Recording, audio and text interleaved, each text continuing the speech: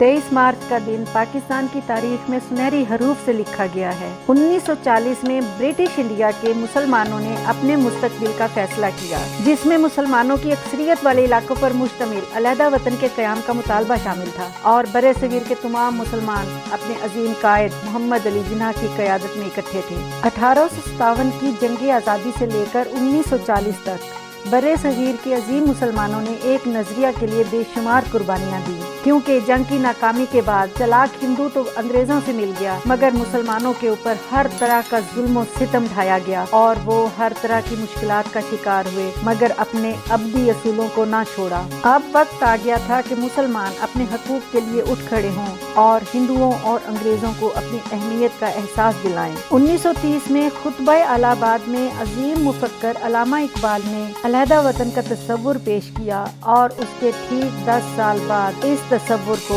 23 मार्च 1940 में करारदादे पाकिस्तान के नाम से अमली जामा पहना दिया गया। करारदादे पाकिस्तान को बरे सगीर की तारीख में ही नहीं, तारीख आलम में भी एक अहम संगे मील की हैसियत हासिल है। ये वाहिद करारदाद थी जो 6 करोड़ मुसलमाना ने हिंद की इज्तिमाई आवाज थी, जो आज़ादी और एक आज़ाद इस्लामी ममलकत के क़याम का बायस बनी। और इसी करारदाद की वजह से 1945 और 46 के इंतखाबात में मुस्लिम लीग को तारीखी अक्सरियत हासिल हुई और दुनिया के नक्शे पर पाकिस्तान का मुल्क उभरा। पाकिस्तान रेजोल्यूशन या लाहौर रेजोल्यूशन का पास होना था कि हिंदू लीडरों और अखबारात ने आसमान सर पर उठा लिया, क्योंकि ये उनके लिए किसी भी तरह कयामत से कम ना था, क्योंकि वो अखंड भारत के ख्वाब देख रहे थे। और अगर अंग्रेज हिंदुस्तान से चले जाते तो अक्सरियत में होने की वजह से इक़्तिदार हिंदुओं को ही मिलता और मुसलमान हमेशा गुलामी की जिंदगी जीते। मजहब, रहन सहन और सकाफत एक दूसरे से बिल्कुल मुख्तलिफ होने की वजह से ये इकट्ठे रहना नामुमकिन था।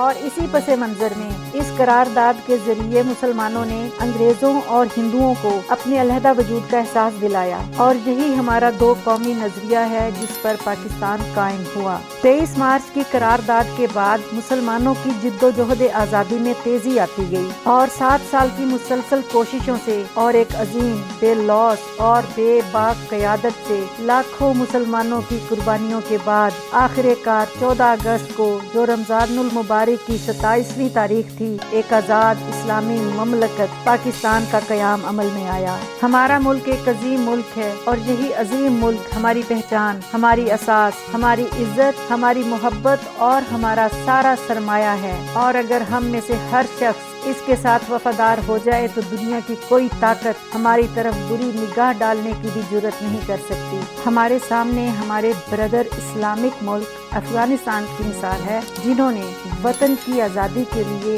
अपना बच्चा बच्चा कुर्बान कर दिया, और ये उनका अहद था कि जब तक हमारा एक बच्चा भी जिंदा है हम अपने वतन का सौदा नहीं होने देंगे। वियतनाम की जंग में हर शख्स अपने घर में मौजूद कोई भी औजार, चाहे वो छुरी या चाकू था या कोई डंडा ही था, लेकर मैदान जंग में आ गया। जब कौमों के ज़मीर और गैरत जिंदा होती है तो तारीख का रुख मोड़ना भी आसान हो जाता है। अब कर्ज है हम पर मट्टी का, उस मंजिल का, उस धरती का, तकदीर करें, आओ वतन तामीर करें, पाकिस्तान पाइंदाबाद।